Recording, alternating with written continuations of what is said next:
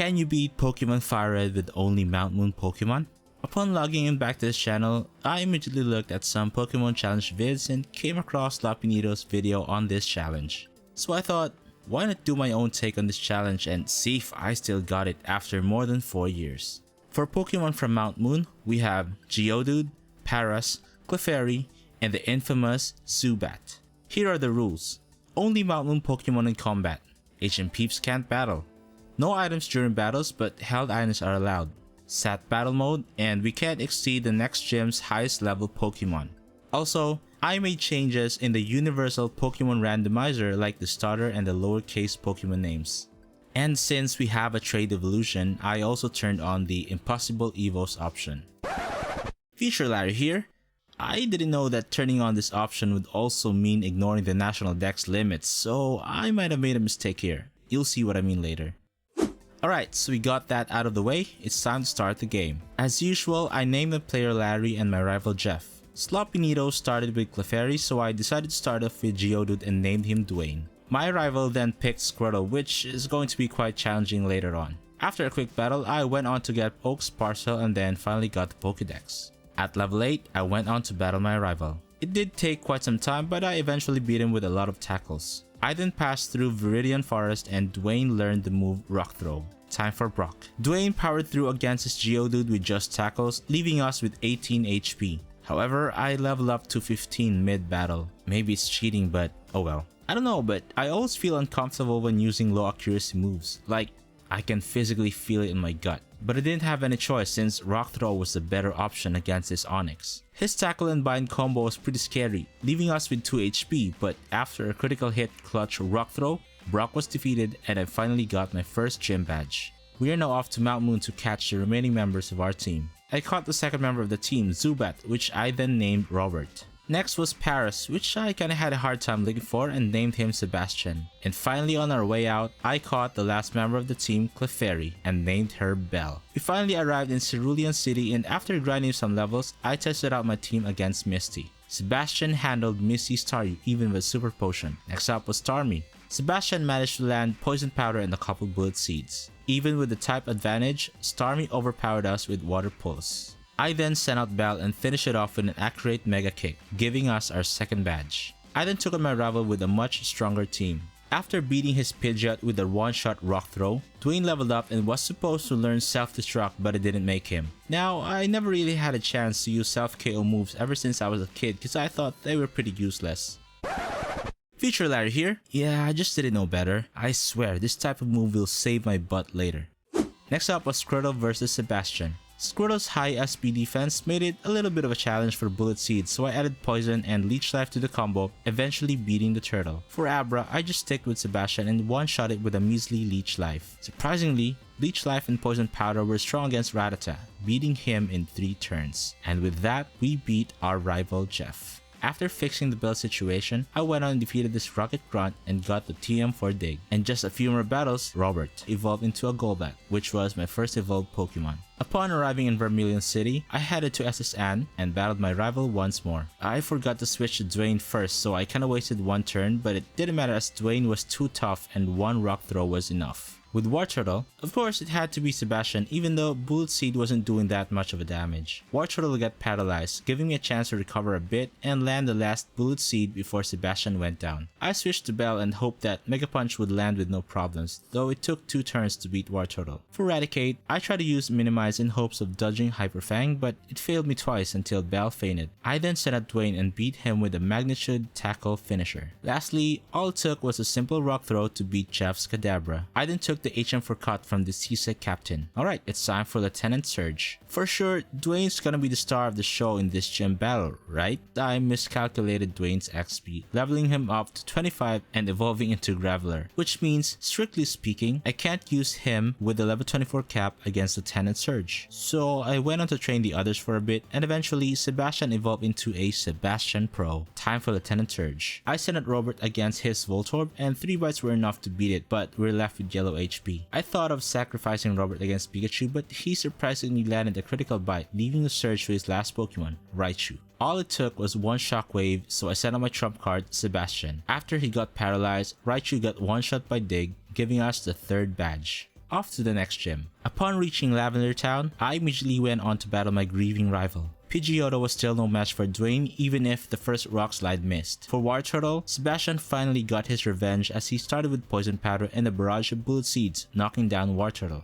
I then switched to Dwayne for Growlithe and hit him with 2 unsure magnitudes, eventually beating him. I don't know how he got an execute this early in the game, but 2 leech lives were enough as Sebastian beat him. I didn't switch when he sent out Kadabra and got hit with a fast confusion, also confusing Sebastian, leaving him with 1 HP. Luckily, through the power of friendship, Sebastian defeated him with a super clutch leech life, beating Jeff once again. After that, I headed straight to Celadon to bully Erica in her gym with my Robert. I mean, what can I say here? It wasn't much of a challenge for Robert, except for probably a few hyper potions and the paralysis. But nonetheless, a combo of Confuse Ray and Wing Attack did the job easily, giving us the 4th badge.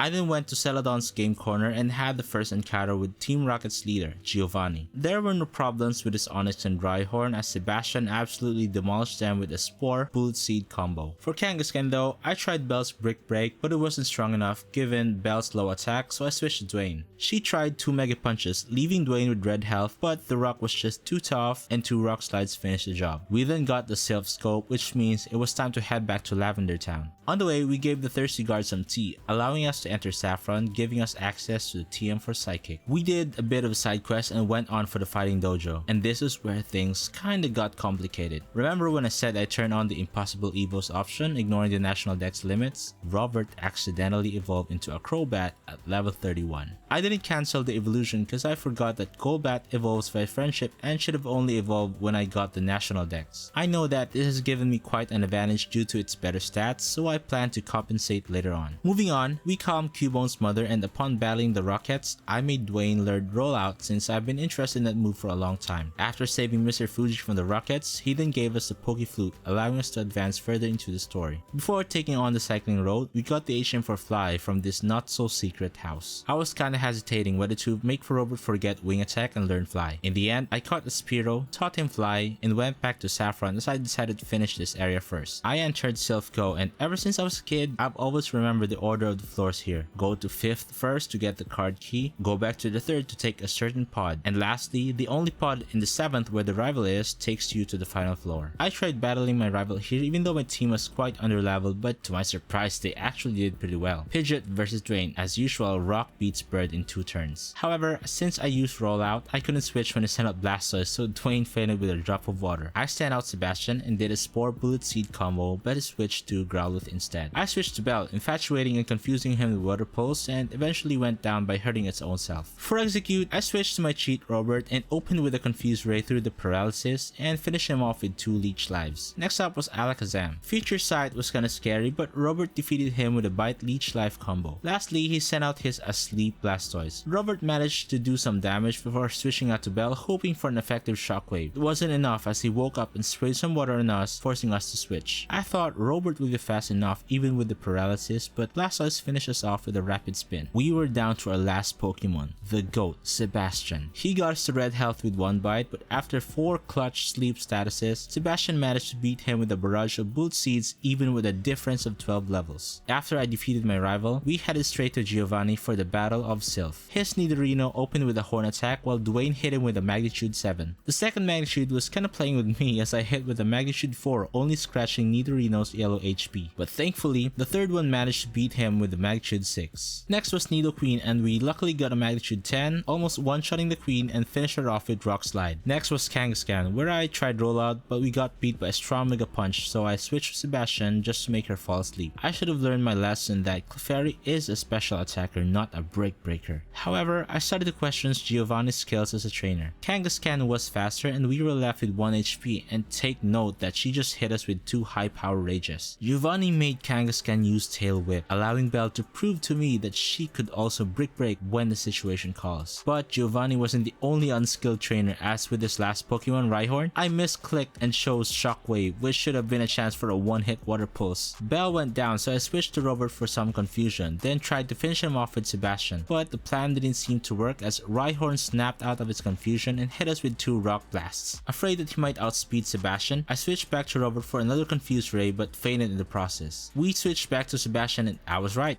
Rhyhorn was about to outspeed us, but he hit himself with his confusion. So for extra measure, I hit him with a Sleeping Spore. With that, I sealed the victory with 4 Bullet Seeds, defeating Giovanni and saving Silphco. After that, I decided to try and take on Sabrina's gym with my current team level. After battling some trainers and gaining some levels, Dwayne finally evolved into Golem thanks to the randomizer. We then took on Sabrina and her psychic Pokemon. Robert opened with Confuse Ray against her Kadabra, which then used Calm Mind, reducing by its damage. Kadabra kept flinching until Sabrina used Hyper Potion. That's when I realized that Wing Attack was the better option, knocking him down in one shot. Next was Mr. Mime. With another Confuse Ray opener, I followed up by an almost one-hit Wing Attack until knocking himself down due to confusion. Next was Venomoth. Robert almost got hit with a Supersonic, but luckily it missed. Sabrina used a full heal to cure its confusion, but it didn't matter as she got one-shotted by a Wing Attack. Finally, Robert faced Alakazam. We started off with Confuse Ray, which hurt Alakazam, followed by a Wing Attack which failed to finish him off. Alakazam fought through the confusion and landed a one-hit Psychic on Robert. I then sent out Dwayne as Alakazam's defense stat couldn't do anything against us. Sabrina used Hyper Potion while Dwayne began rolling out. Alakazam then snapped out of his confusion, hitting Dwayne with an almost one-shot Psychic. Unfortunately for Alakazam, the second level rollout was more than enough to twist its spoon, securing us our 5th badge. After defeating Snorlax, we headed straight to Cycling Road. Upon arriving at Fuchsia City, I went inside Safari Zone to get the Gold Teeth and HM for Surf. After giving the Gold Teeth back to the Warden, he then gave us the HM for Strength, getting 2 HMs in one. Just right before Koga's gym, I finally decided to evolve Belle into Clefable, turning her into our peak special attacker. After battling all the trainers in the gym, it was time to take on Koga. First up was Dwayne versus Coughing. I don't know, but there's just something with rollout that I just kinda wanna spam it. The first one missed, so Coughing countered with Sludge. The second one finally connected and Coughing went down with a level 2 rollout.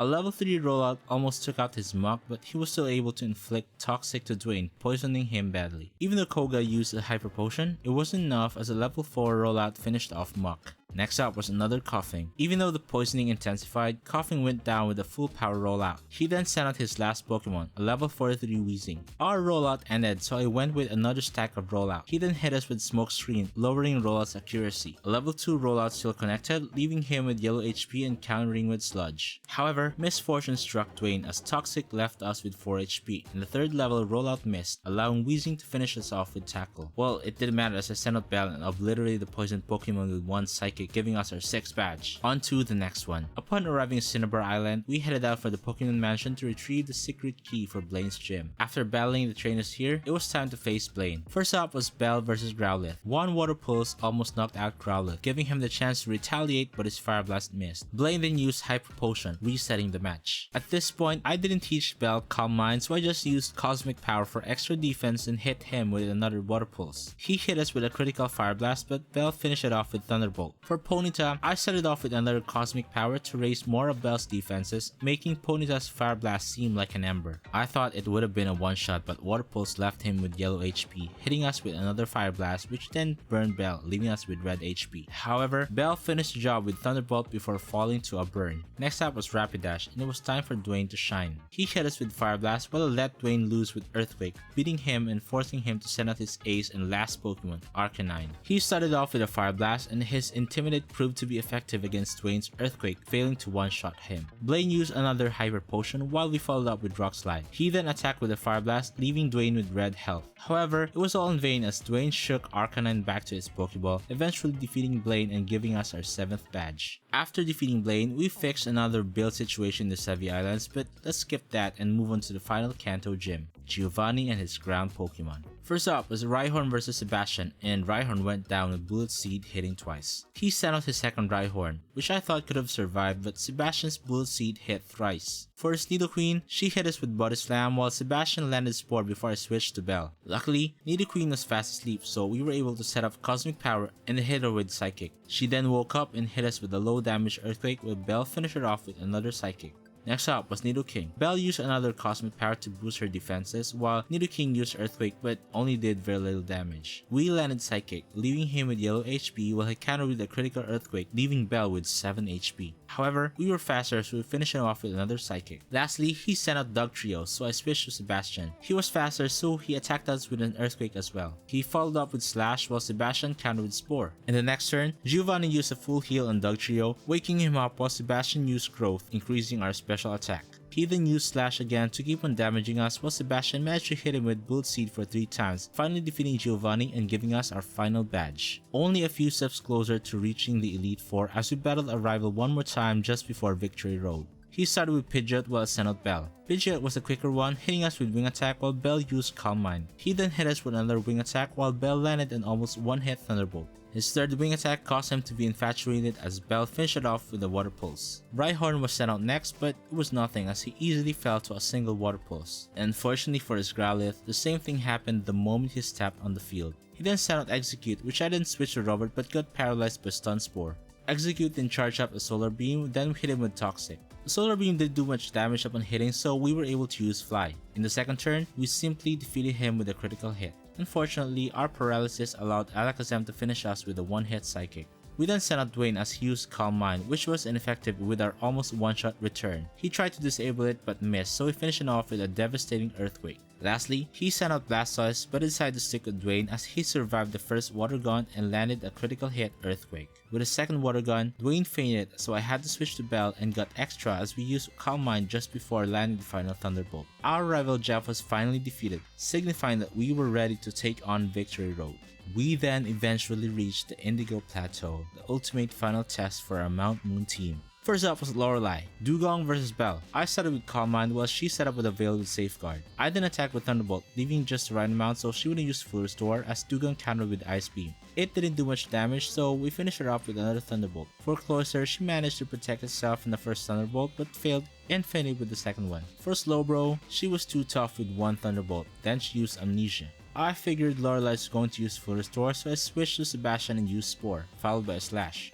She then woke up and increased her SP defense again with Amnesia. Fortunately, I survived one Ice Beam and Sebastian charged up Solar Beam. However, her SP defense was too high that it didn't make a lot of damage as Sebastian fell to another Ice Beam. I then switched to Robert and quickly ended it with a single Shadow Ball. Next up was Jinx, and I was really hoping that a Shadow Ball would be enough, and gladly it was. Her last Pokemon Lapras managed to bring us to yellow HP with Ice Beam as our Toxic missed. Robert got frozen in the process, so I thought I'd just sacrifice him to another Ice Beam for safe switching. I then switched to Bell and immediately used Calm Mind, making Surf's damage less. Another Calm Mind for good measure, which she then attacked with Body Slam, bypassing my high SP defense and paralyzing us. Another Body Slam landed and Bell was unable to move, making it a dangerous situation for us. A third Body Slam connected and left us with red HP, but this time Bell fought through the paralysis and landed Thunderbolt, triggering her Citrus Berry. She then finished off Bell with a single Surf, forcing us to switch to our final Pokemon, Dwayne. I was at a clear advantage, but Dwayne was faster, so was able to land the finishing Rock Slide.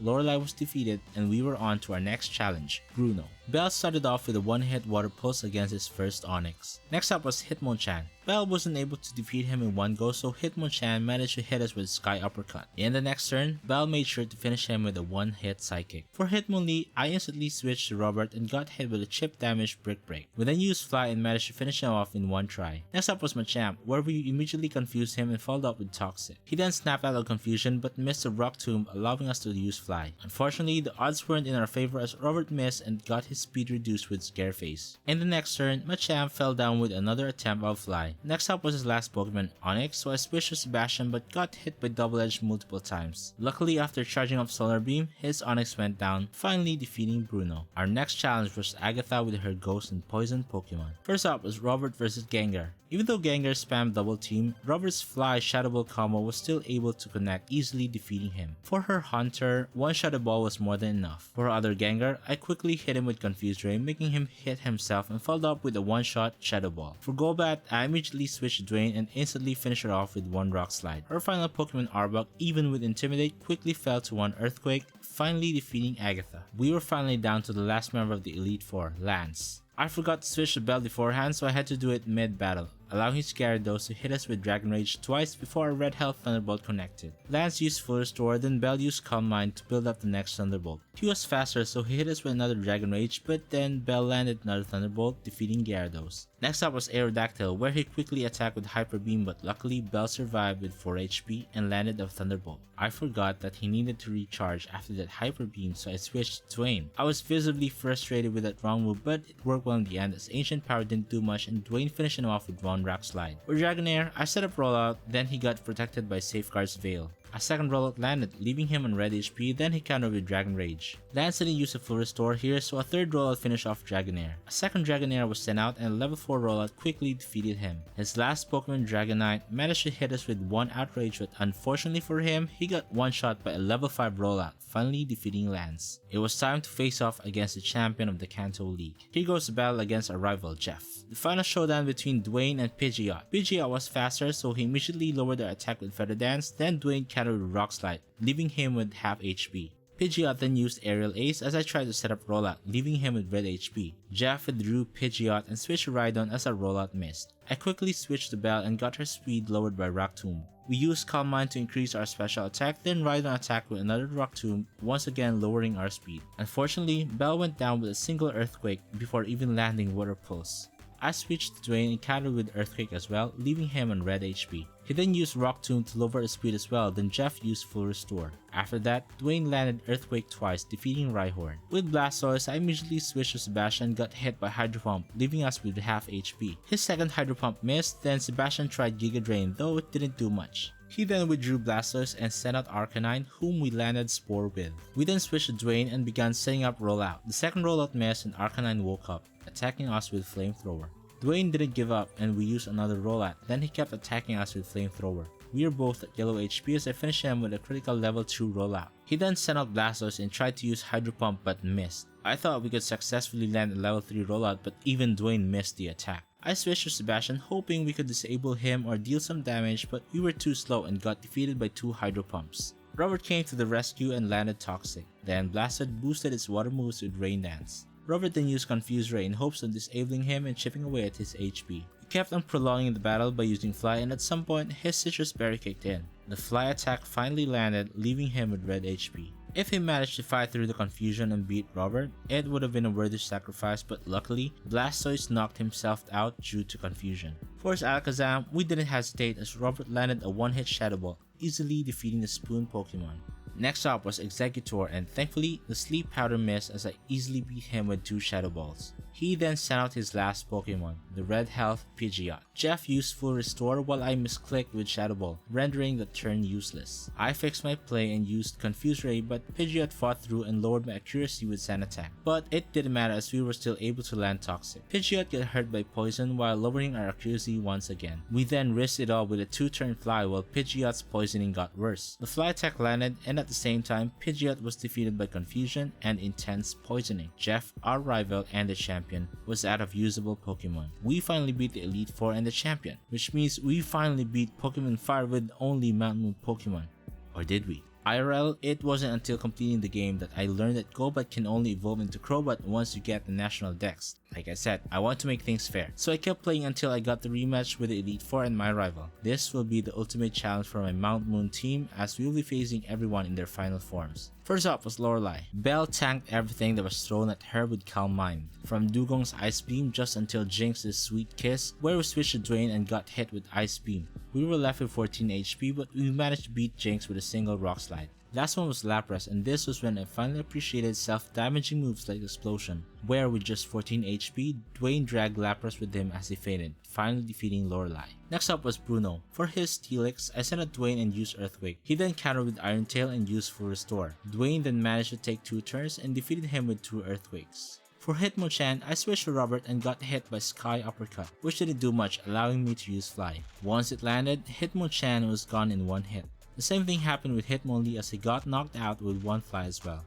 For his Machamp, it just felt like he would be able to withstand 1 Fly, so I damaged him a bit first with Shadow Ball and then got hit with Scary Rock Slide. However, thanks to that Shadow Ball, Machamp was defeated as soon as Fly connected. For his other Steelix, I chose to confuse him first before switching to Dwayne. He kept hitting himself as I landed an Earthquake, which then failed to knock him off. Bruno used Full Restore, and like with Steelix earlier, we took 2 turns and beat him with 2 Earthquakes. With that, Bruno was finally defeated. Next was Agatha. Robert basically swept through all of her ghost Pokemon with Shadow Ball, and when she sent out Crobat, all we did was confuse him and landed 2 Fly attacks. For her Arbok, we managed to confuse him as well before switching to Dwayne. Since the snake was faster, he managed to raise evasiveness with double team and hit us with Giga Drain. However, Dwayne was much stronger, so we hit him with one Earthquake, eventually defeating the old Agatha. Next was Lance, and this is when I began relying to my luck. For his Gyarados, I kinda changed my strategy and used Sebastian first, hitting him with a Sleeping Spore right after he used Dragon Dance. In 2 turns, we managed to land a Solar Beam, which then forced Lance to switch to Dragonite. Luckily, Sebastian landed a Sludge Bomb instead of charging up for another Solar Beam. Sebastian's sacrifice was all worth it as he fell to a strong flamethrower from the dragon. We then sent out Dwayne and began stacking up rollout. Dragonite then countered with Earthquake, but sadly, we managed to land the level 2 rollout, beating his first Dragonite. Next up was Kingdra. Since he was faster, Dwayne got drowned with a one-hit surf, forcing us to switch to Robert. Toxic missed while Kingdra used Dragon Dance. We stick to the plan and landed Toxic in the second turn, as he kept spamming Dragon Dance. He then hit us with Ice Beam, which thankfully didn't finish us off, allowing us to use Confuse Ray. I then left it all to Lucky Chance as he hit himself, and we used Fly to prolong the battle. Eventually, the Fly attack landed after the poison intensified, beating Kingdra. He then sent out the stronger Dragonite, which we hit with Toxic but got defeated by Ice Beam. We then sent out our last Pokemon, Bell, and used Calm Mind. He used Outrage, which didn't do much. Then we used another Calm Mind, making us stronger and tougher. He hit us with another Outrage, but got hurt by poison and got confused. His Person Berry activated though, so his confusion went away. After 2 Calm Minds, Bell landed 1 Psychic, just enough for Toxic Poisoning to knock him out. He then sent out a Sleeping Gyarados, which was kind of just an extra as Bell finished him with Thunderbolt. And lastly, with just a little bit less than half a health, we faced Aerodactyl. He quickly damaged us with Aerial Ace and we tried Water Pulse, leaving him with red HP. Lance used Full Restore, wasting a turn and allowing us to finish him with Thunderbolt. With that, we finally defeated Lance and the entire Elite Four, leaving us with our final challenge, a rematch with Jeff. His Heracross just had an unfortunate type combination against Robert as we one-shot him with Fly. For his Exeggutor, we managed to confuse him and made him hit himself. We then switched to Sebastian, and in the process, Exeggutor kept on hitting himself. Sebastian then landed Sludge Bomb, which unfortunately made Jeff use Full Restore since it wasn't enough to one-shot him. We then used Spore, and luckily, Exeggutor got defeated with 2 Sludge Bombs. I actually didn't know how to counter him because I said to myself, I'll just figure it out when we finally face him, and this is what I did. We tried to land Spore but he was faster, so we defeated Sebastian with 1 Aerial Ace since it did 4 times damage. With that, I decided to send out Dwayne, making me realize that Tyrandar's counter was a rock all along, defeating him with a single Earthquake. For Arcanine, he managed to damage us with Iron Tail, then we almost one-shot him with Earthquake and Tyrandar's Sandstorm, forcing Jeff to use Full Restore. I then used another Earthquake along with the Sandstorm, but still got the same result as Jeff used Full Restore once again. In the next turn, we landed a yellow HP Earthquake and the Sandstorm got him to red HP. Jeff probably ran out of Full Restores as Arcanine attacked us with another Iron Tail, leaving us both at red HP. However, that was the end of Arcanine's efforts as we landed Rock Slide, eventually defeating him. Next up was his ace, Blastoise, the final matchup between starters. You guessed it, as we didn't have any other option here but to fully utilize Explosion, which surprisingly finished off Blastoise as well, knocking down both of our starters. Lastly, in an anticlimactic fashion, I sent out Robert as he used his last Pokemon, Alakazam. With 1 Shadow Ball, Alakazam fainted. We finally defeated the champion, our rival Jeff, twice. With no more challenge left, we were proclaimed the new champion of the Kanto League. With that, we finally beat Pokemon FireRed with just Mount Moon Pokemon even up until the Elite Four rematch. What do you think of this run? What were the things I could have done to make this challenge more fun? Comment down below your thoughts and maybe you could suggest challenges I could do in the future. That is all for now. LR Trigger, out.